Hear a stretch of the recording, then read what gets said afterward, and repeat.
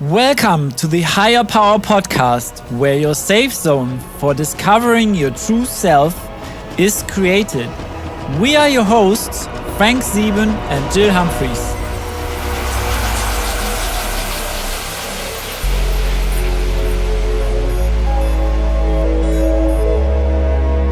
In tonight's episode of the Higher Power Podcast, Jill and I would love to talk about a quote by Mahatma Gandhi. He says, "You must be the change you wish to see in the world."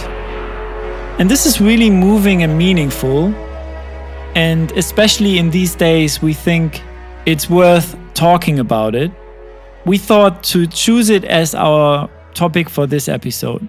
But before we continue and dive in, we would love to reach out to you guys and say thank you for all the support we receive on a weekly basis in our emails and even on our social accounts. We really appreciate all the love you're sharing with us. And it's a heartfelt thank you, because without you, we would not be here. Yes, I second all of that, Mr. Sieben, and I cannot believe that we're on number 13 of this podcast. Yeah. And the topics that we've actually covered have been immense, and the topics that we love, and the topics that associate perhaps happenings that we've been through or things that we want to share with our listeners because they resonate with us. But I feel on a worldwide basis, this is going to resonate with a lot of people because so much is happening in this world, Frank, and we can feel a little bit disempowered at the moment and out of alignment with Source. So I think to voice this as a very good friend of ours and a very good mentor of ours says our words are our wand. Yeah, that's beautiful. I love that. And there's another mentor of ours who suggests something, and I really would love to read it because this is coming from Bob Proctor. He says, "I'd like to suggest that no matter what part of the world you're in, you take a few moments to say thanks for someone or something in your life." And this is really what it is all about. It starts with gratitude. Everything starts with gratitude. Gratitude raises your awareness. Gratitude, you can start your day with gratitude. And when you start your day with gratitude, your whole physiology shifts. Where there is gratitude, there's no room for despair. There's no room for depression. And you are sending out frequencies into the universe that will come back tenfold to you. So what you think about will manifest in your life, and what you think about, you will get more of, and you initiate change. Do you know, Frank, when I first saw The Secret with Bob Proctor in it, and he actually quoted a lot of what you've just said then about gratitude, I didn't realize the power behind it until I started to practice it myself. And you and I practice it on a daily basis anyway, but I started to feel more alive, more aware of my surroundings. And I can also take that back to when I was a very small child with my grandmother. And my grandmother used to say, "Let's say our prayers for gratitude of this day that we've been given. And let's also say prayers of gratitude of the people out there helping us to live our daily lives, the butchers, the bakers, the people in the crops in the fields, the tea pickers." And I used to think, wow, that's incredible, because I used to think my little world was so small.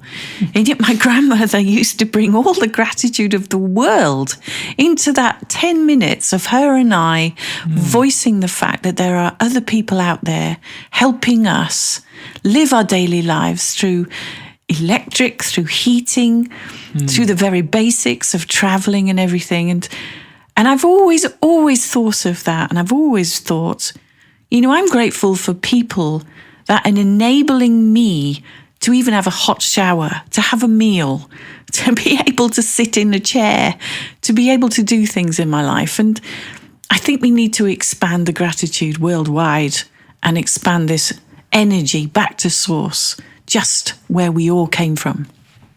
Yeah, wow, what a beautiful share. Thank you, Jill. You're welcome.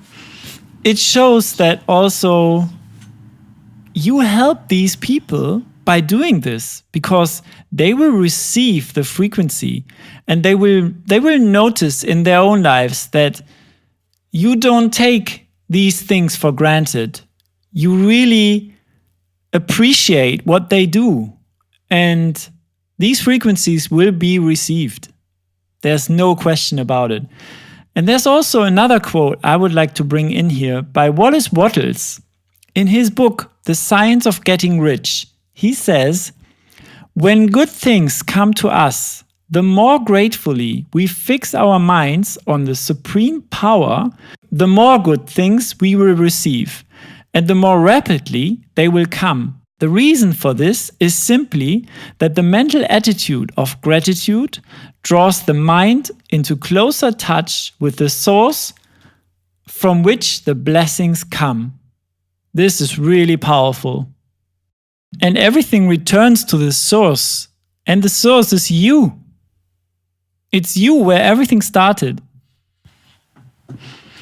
I absolutely love that. That is, gives me goosebumps, as we always say. But, you know, the actual topic of tonight is, as Gandhi says, you must be the change you wish to see in the world. And I must admit, my life changed an awful lot since I've gone to gratitude.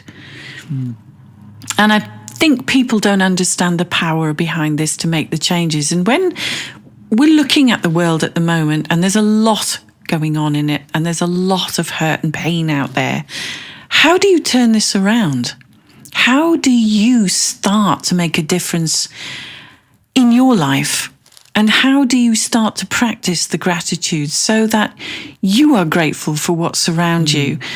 And then you in turn affect another person, and that person and so, you know, we've got an ongoing ripple effect that we have to bring more gratitude, because we have to counteract somehow the balance that's going in the wrong direction in this world. And, you know, we're beyond grateful for people who are there to assist when these terrible things happen, and that are there with their compassion, are there with their knowledge, their help, their skills, just to help people through these traumas. And we feel it. We feel this ripple through the world. We feel the echoes of hurt. We feel people's cries. What can we do about it? The person that's sitting in a chair just watching all that come through their news, come through their media, how can we help? How can we move this movement so much closer to being more of a gratitude, to being more of love-centered? And this is what the quote really is. You must be the change you wish to see in the world. I would like to add something to this, Jill, because I really love what you just said. Gratitude enables you to access the power to the source. And it all starts with the gratitude, because you need to be connected to this power to enable your change, to make decisions and create the circumstances to change. That means you cannot just sit there with the seeds in your hands. You have to plant them. You have to love and nurture them. You have to cultivate it.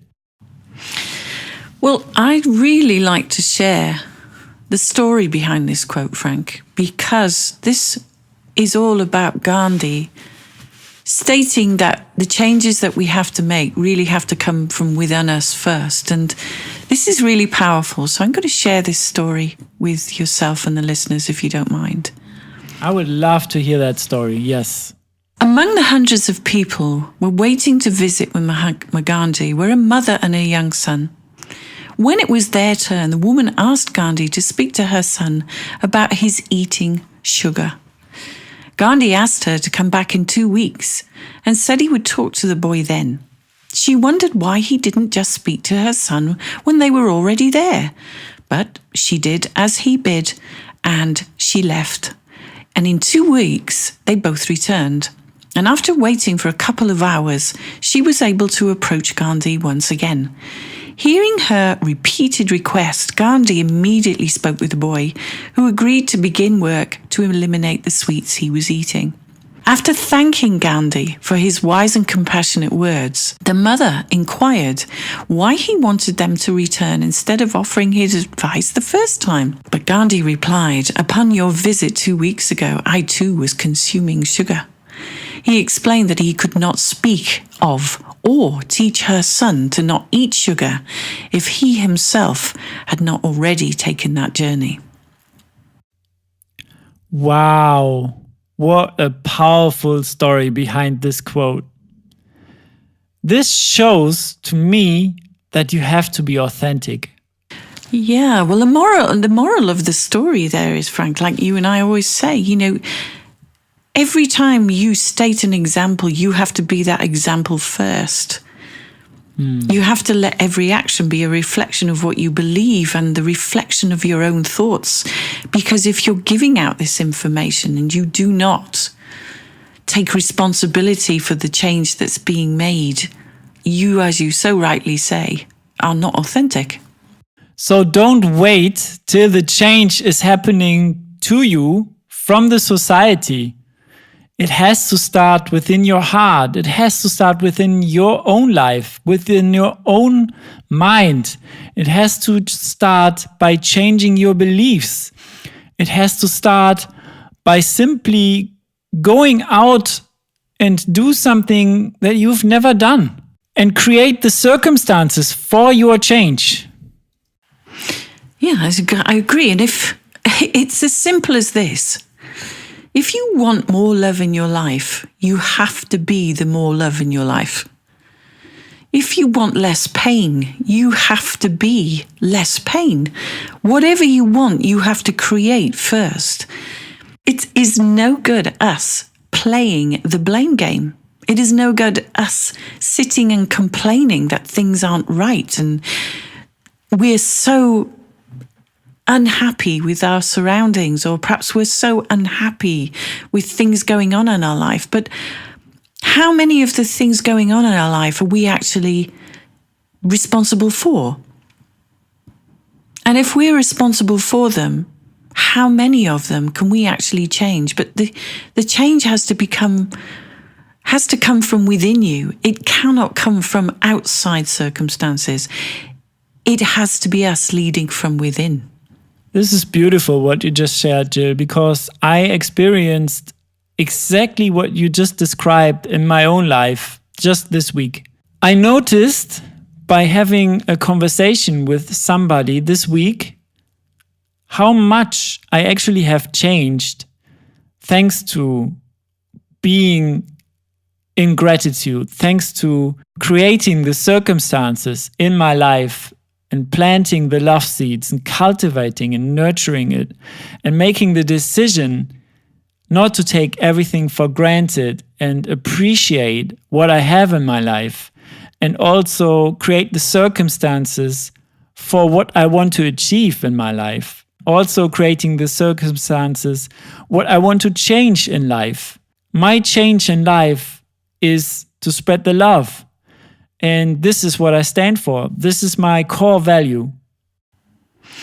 Well, as Gandhi said, how could he be the one to give the child any teaching, any value in life, when he hadn't taken that journey personally? You have taken this journey extremely personally, because where you were wasn't serving where you wanted to be. It didn't make you grow. And you had to make some changes from within. And I had no purpose. When I look back at this life now, from where I am now, I look back at this and I know exactly, and I make the decision that I don't want to go back. Of course not, because this is in the past. Yeah. So I'm looking to the future and I'm looking to create more circumstances like I see in the future. Absolutely. And each and every one of us in this world can leave a stamp by making our lives more meaningful in 1,000 different ways.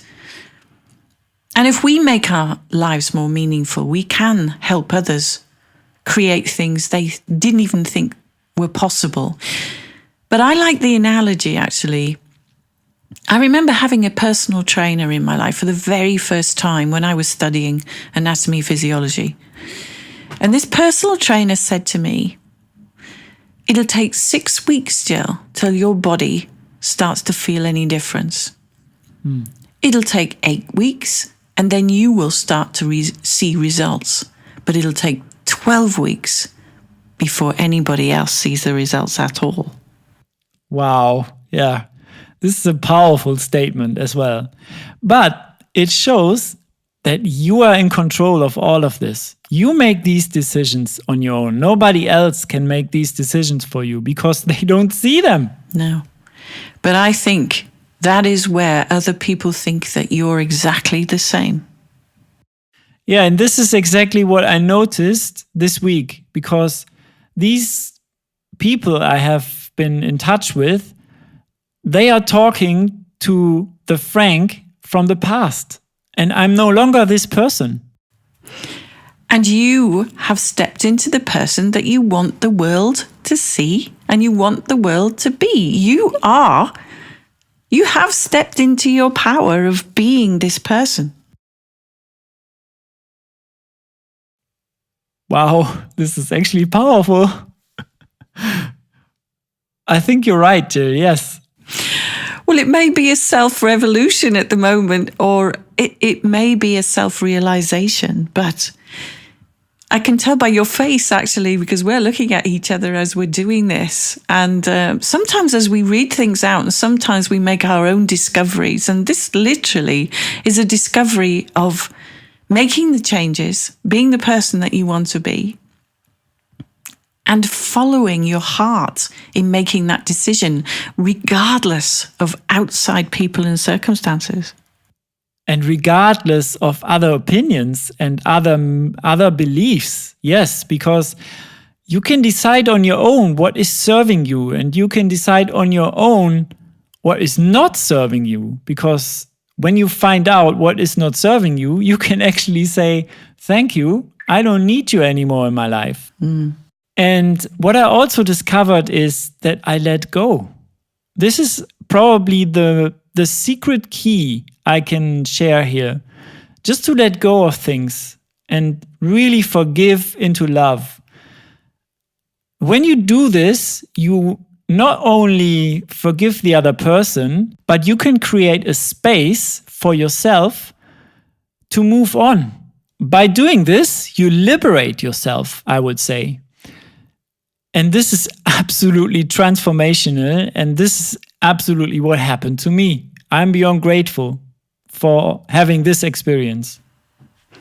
I think it was like when I'd been away for 20 years and I came back and saw my home with different eyes. I was really grateful, actually, to have that familiarity because I was in such a place of grief. And it was like a very, very warm comfort blanket surrounding me. And I loved it. But I also realized that I couldn't go backwards with all the experiences and all the life-changing things that I'd done.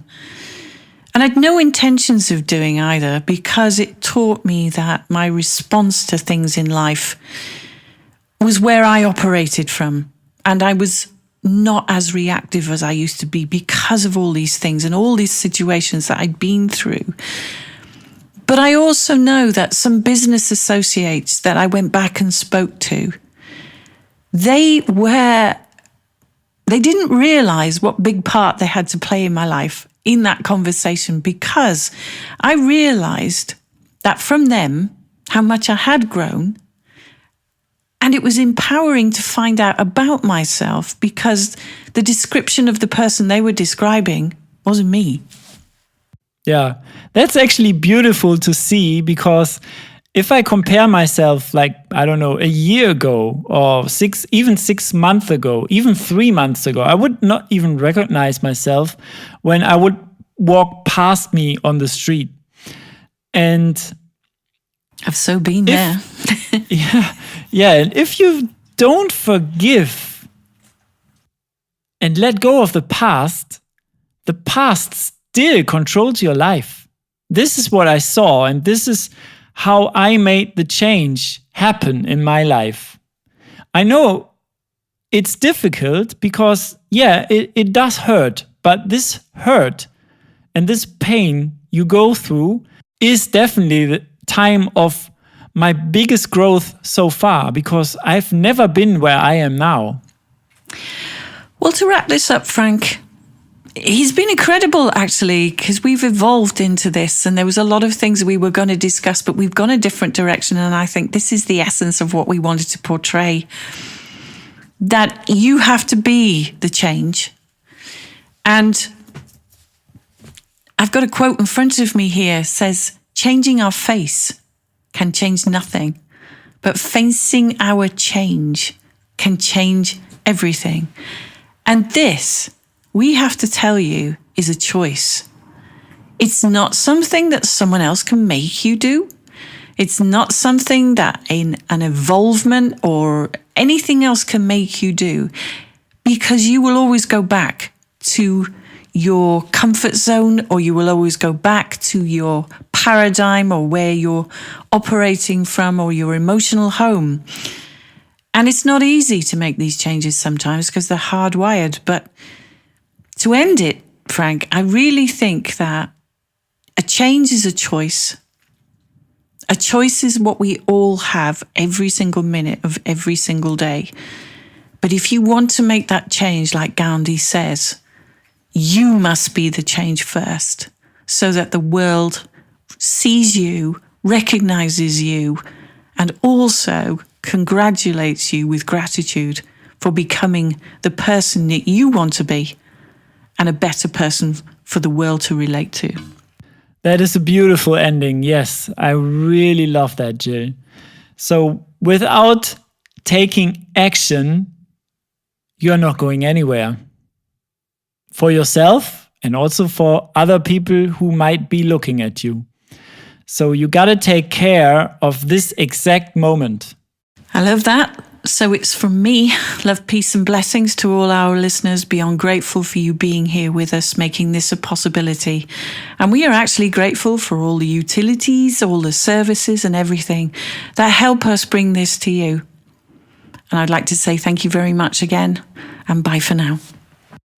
I would like to end this by saying that we are absolutely grateful to be broadcasting this to you and to be able to reach people who need our help. And I would like to invite you to post, what are you grateful for? So we can share this, because this is a beautiful thing. And this is really what we are.